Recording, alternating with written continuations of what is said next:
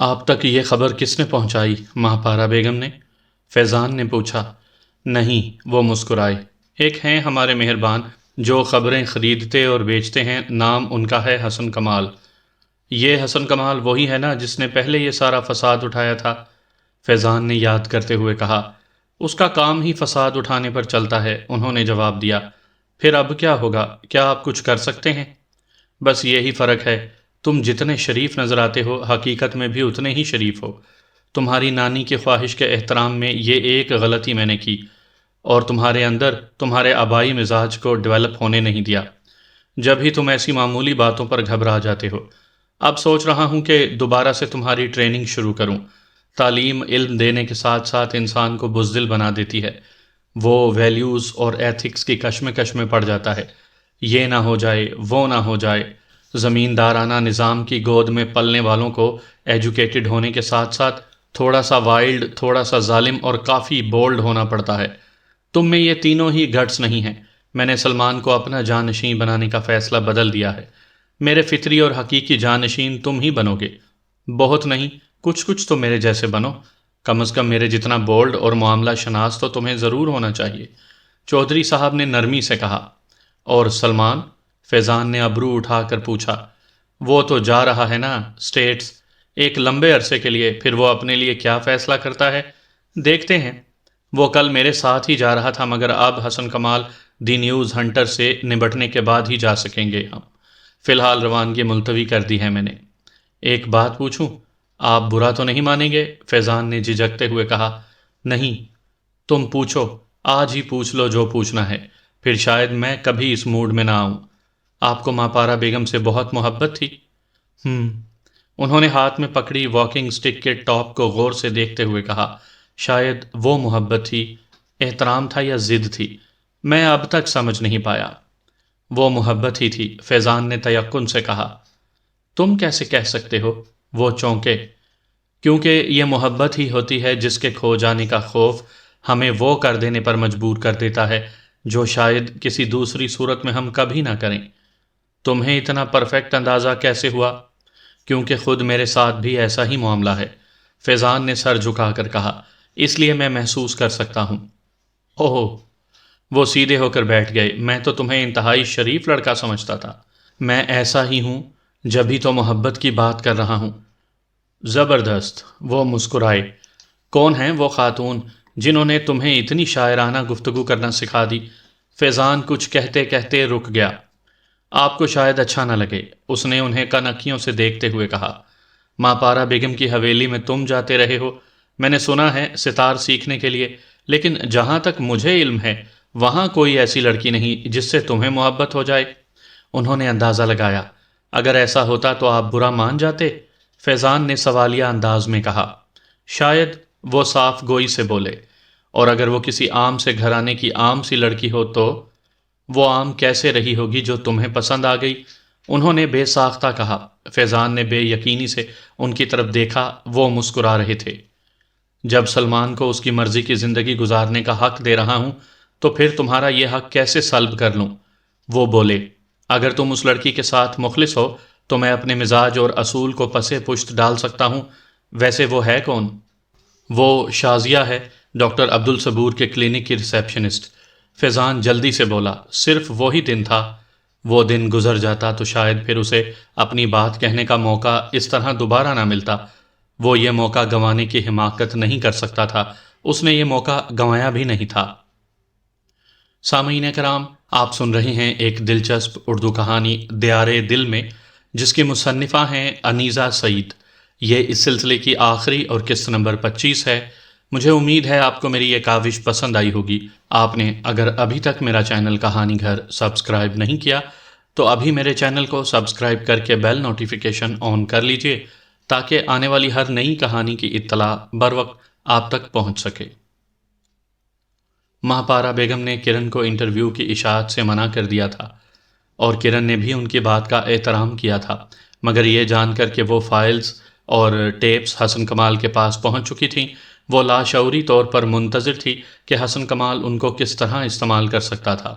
اس نے اس news channel جہاں حسن کمال کام کر رہا تھا ان کے ہر پروگرام کو غور سے دیکھا اور سنا تھا، جہاں جہاں وہ کالم لکھتا تھا سب اخبار و رسائل پڑھے تھے، مگر ایسی کوئی بات ماں پارا بیگم کے متعلق اسے پڑھنے یا سننے کو نہیں ملی تھی۔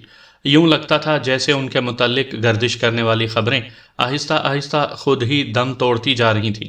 اس نے اس دوران کئی مرتبہ خود ماں پارا بیگم سے رابطہ کرنے کی کوشش بھی کی، مگر اس کا ان سے رابطہ نہ ہو سکا۔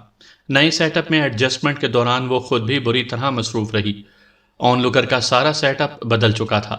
وہ پرانا دفتر ایک جدید یونٹ میں بدل چکا تھا۔ نئے اور انتہائی ٹیلنٹڈ لوگ آن لوکر کے لیے کام کر رہے تھے۔ مہرین کیانی صحیح معنوں میں اس نئی سٹیٹ کو پیشہ ورانہ انداز میں چلا رہی تھی۔ آن لوکر ایک نئے رنگ سے مارکیٹ میں متعارف ہوا تھا اور ہاتھوں ہاتھ لیا جا رہا تھا۔ کرن کی اپنی درخواست کے باوجود مہرین نے اسے صحافت چھوڑنے کی اجازت نہیں دی تھی۔ اس نے اسے نئے تقاضوں سے تھوڑا بہت سمجھوتا کرنے پر ایک طویل لیکچر دیا تھا اور نئی مینجمنٹ کو آزمانے کا مشورہ بھی۔ کرن کے اپنے گھر میں اسے یہ مشورہ دیا گیا تھا کہ اسے ایک دم یہ سب چھوڑ نہیں دینا چاہیے تھا۔ بقول چا میاں کے اس چکا چوند روشنی میں بھی ایک چراغ جو جل رہا ہوگا اپنی انفرادیت کا احساس ضرور دلاتا رہے گا۔ انہی سارے جھمیلوں میں کافی وقت گزر گیا تھا اور کرن ماں پارا بیگم سے نہ مل پائی تھی۔ پھر ایک روز اس نے اخبار میں اچانک چودھری مقصود گوریا کے بیٹے فیضان مقصود کی شادی کی خبر پڑھی۔ یہ خبر اعلیٰ حکومتی عہدیداروں کی اس شادی میں شرکت کے حوالے سے شائع ہوئی تھی۔ شادی کی تصویروں میں سے اسے ایک میں ماں پارا بیگم بھی بیٹھی نظر آئی تھیں۔ سٹرینج، بے اختیار کرن کے منہ سے نکلا تھا۔ یہ خبر پڑھنے کے بعد اس کا فوری طور پر ان سے ملنے کو دل چاہا اور اسی ملاقات کے لیے وہ کافی دنوں بعد اندرون لاہور کی طرف آئی تھی۔ حویلی مہرو جان کا دروازہ مخصوص طریقے سے کھٹکھٹاتے ہوئے اس نے اس منقش دروازے کا نقش و نگار کو غور سے دیکھا اور پھر اس کی نظر حویلی کی بلند دیواروں پر پڑی۔ یہ دیواریں اور بند دروازے اپنے اندر نہ جانے کیسی کیسی کہانیاں چھپائے ہوئے ہیں۔ یوں ہی چھپائے رکھیں گے کبھی واہ نہ ہونے کے لیے۔ دروازہ اندر سے کھلنے کی آواز پر اس نے ایک پٹ دھکیلتے ہوئے سوچا اور اندر داخل ہو گئی۔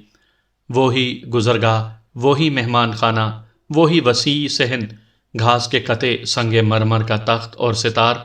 وہ مسکراتے ہوئے اس مانوس منظر کو دیکھ رہی تھی، مگر اس سارے مانوس منظر میں کہیں کچھ کمی تھی جس نے اسے چونکا دیا تھا۔ وہ کمی کہاں تھی؟ اس نے غور کرنا چاہا۔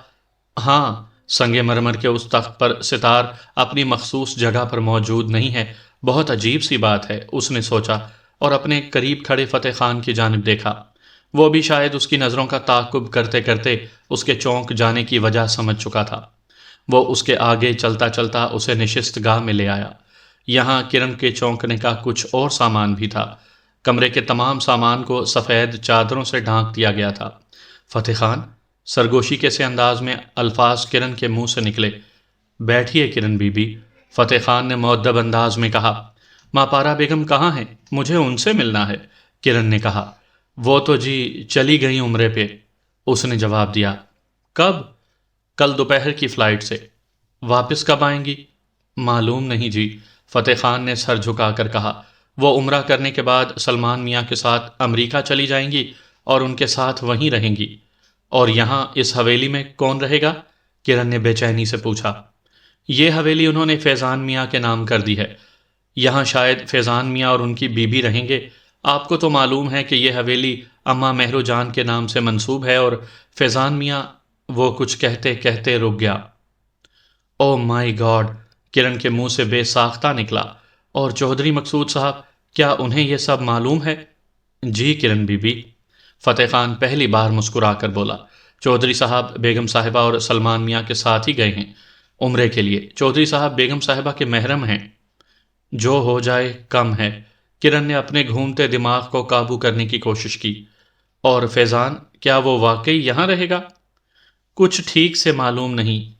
فی الحال تو وہ اپنے علاقے چلے گئے ہیں۔ وہ اگلے الیکشن میں حصہ لینے کی تیاری کر رہے ہیں۔ الیکشن کے بعد ہی پتہ چلے گا کہ وہ کہاں رہیں گے۔ اور تم لوگ؟ میرا مطلب ہے کہ حویلی کا سارا عملہ، تمہاری فیملی، استاد غریب سلطان، ہم سب یہیں دائم آباد۔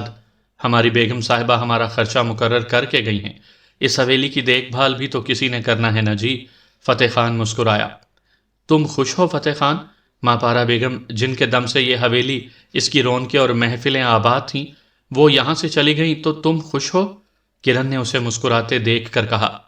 ہماری بیگم صاحبہ ہی اس حویلی کی پہچان تھی، اس میں کوئی شک نہیں کرن بی بی، مگر ہم سب ان کے جانے پر اس لیے خوش ہیں کہ ہم سب ان سے پیار کرتے ہیں۔ ہماری بیگم صاحبہ کی زندگی تو اب آباد ہوئی ہے نا، ہم ان کی زندگی آباد ہو جانے کے خیال سے خوش ہیں۔ ہم نے بڑے کڑے وقت ان پر آتے دیکھے ہیں، ایک عہد نامے کی شرائط کی زنجیروں میں جکڑے جکڑے انہوں نے زندگی کے بہت سے کٹھن سال تنہا کاٹ دیے، اب ہی تو صحیح معنوں میں انہیں زندگی ملی ہے، ہم کیوں خوش نہ ہوں جی؟ ہاں، کرن نے گہرا سانس لیتے ہوئے کہا، شاید تم ٹھیک کہتے ہو، بلکہ تم واقعی ٹھیک کہتے ہو، اس نے کہا اور ایک نظر طویل خالی کمرے پر ڈالی، جس کی سجاوٹ اور سامان جوں کا توں دھرا تھا مگر جس کی مکین موجود نہیں تھی، گو اسے ان کی مانوس خوشبو ابھی بھی وہاں بکھری محسوس ہوتی تھی۔ آپ کھڑی ہیں کب سے؟ بیٹھیے بیٹھیے کرن بی بی، میں چائے پانی کا انتظام کرتا ہوں۔ فتح خان کو اچانک احساس ہوا۔ نہیں فتح خان، بہت شکریہ، میں اب چلوں گی، کرن نے آہستہ آواز میں کہا اور نشست گاہ سے باہر نکل آئی۔ صحن کے نزدیک کو دیکھتے دیکھتے اس کی نظر سامنے گھاس کے کتے پر پڑی۔ سفید سنگ مرمر کے تخت سے ستار غائب تھا مگر اس کے سروں کی باز گشت اس کے کانوں میں ابھی بھی آ رہی تھی۔ میں تو سیاں سے نینا ملا آئی رے، کوئی مدھر آواز میں گا رہا تھا۔ فضا پر چھائی خزاں نے درختوں سے پتے جھاڑ دیے تھے اور صحن میں بکھرے زرد پتے اس کے قدموں کے نیچے چرمرا رہے تھے۔ صحن سے گزر کر کرن ڈیوڑی میں داخل ہوئی۔ مہمان خانے کے کھلے دروازے سے اس کی نظر اندر پڑی، سامنے دیوار پر چودھری مقصود کا پورٹریٹ آویزاں تھا، جانے سے پہلے بیگم صاحبہ نے خود لگوایا تھا۔ فتح خان نے ایک مرتبہ پھر اس کی نظروں کا تعاقب کیا۔ کرن نے کہا، گڈ موو۔ فتح خان اس کے الفاظ کو سمجھ نہیں پایا تھا۔ کرن آہستہ قدموں سے چلتی حویلی سے باہر آ گئی۔ کالا منقش دروازہ اس کے عقب میں بند ہو گیا، اور ان دروازوں کے اندر بند اسرار اور کہانیاں بند ہی رہتی ہیں، انہیں کوئی کھول نہیں سکتا، حسن کمال جیسا ہوشیار اور ذہین شخص بھی۔ اس نے سوچا اور اپنی گاڑی کی طرف بڑھ گئی۔ گاڑی سٹارٹ ہوتے ہی کیسٹ پلیئر آن ہو گیا تھا۔ دل ڈھونڈتا ہے پھر وہی فرصت کے رات دن، بیٹھے رہیں تصور جانا کیے ہوئے، مانوس آواز کرن کے کان میں آئی اور وہ ہولے سے مسکرا دی۔ ماں پارا بیگم کے آڈیو کیسٹس اور سی ڈیز مارکیٹ میں دھڑا دھڑ بک رہی تھیں۔ ٹریفک سگنل بند ہونے پر سمیہ سلطانہ کی نظر حسن کمال کی گاڑی پر پڑی تھی اور وہ اسے بہت دنوں بعد نظر آیا تھا۔ وہ اسے مخاطب کرنا چاہتی تھی مگر حسن کی گاڑی اس کی گاڑی سے کافی فاصلے پر تھی، سو وہ اسے اشارہ بھی نہ کر سکتی تھی۔ سگنل کھلنے پر سمیہ نے اپنی تمام مصروفیات پس پشت ڈال کر حسن کمال کو پکڑنے کا فیصلہ کرتے ہوئے اپنی گاڑی حسن کی گاڑی کے پیچھے ڈال دی تھی۔ کئی سڑکیں مڑنے کے بعد حسن کی گاڑی ایک کمرشل ایریا کی دائیں لین میں داخل ہوئی اور 3 بلڈنگز چھوڑ کر چوتھی کے آگے جا کر رکی۔ سمیہ کے گاڑی روکنے تک حسن گاڑی سے نکل کر اس عمارت کی بالائی منزل کی طرف جاتی سیڑھیوں پر چڑھ چکا تھا۔ اس کی نظر سمیہ پر نہیں پڑی تھی۔ سمیہ نے وہیں رک کر اس کی واپسی کا انتظار کرنا شروع کر دیا۔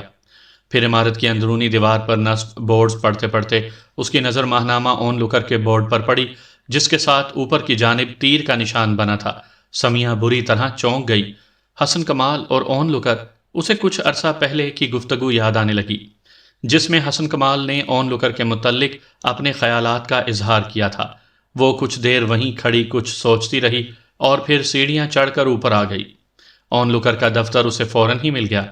وہ بیرونی دروازہ کھول کر اندر داخل ہوئی۔ یہ ایک ایسا کمرہ تھا جس میں مختلف شعبوں کے ڈیسک تھے اور تقریباً تمام ڈیسک ہی خالی تھے۔ وہ آگے بڑھی، اس کے سامنے ایک گلاس وال تھی جس کے دوسری طرف حسن کمال بیٹھا کسی لڑکی سے بات کر رہا تھا۔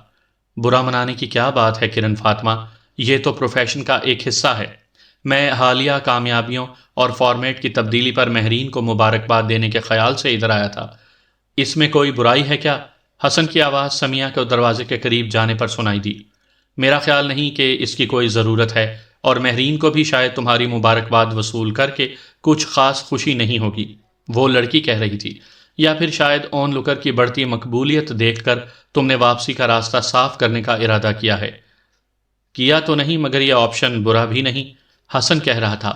میرا خیال ہے کہ حسن کمال کا ایک آرٹیکل اون لکر کو 4-5 چاند تو لگا ہی دے گا۔ کبھی سوچنا بھی مت، وہ لڑکی پھنکاری تھی، اون لکر کا فارمیٹ کتنا بھی بدل جائے، تمہارے جیسے موقع پرست، ضمیر فروش، خود غرض اور جھوٹ کے علم بلند کرنے والوں کو پھر بھی یہاں کوئی گنجائش نہیں ہوگی۔ اس کا فیصلہ تو مہرین کرے گی، مجھے اس سے مل تو لینے دو۔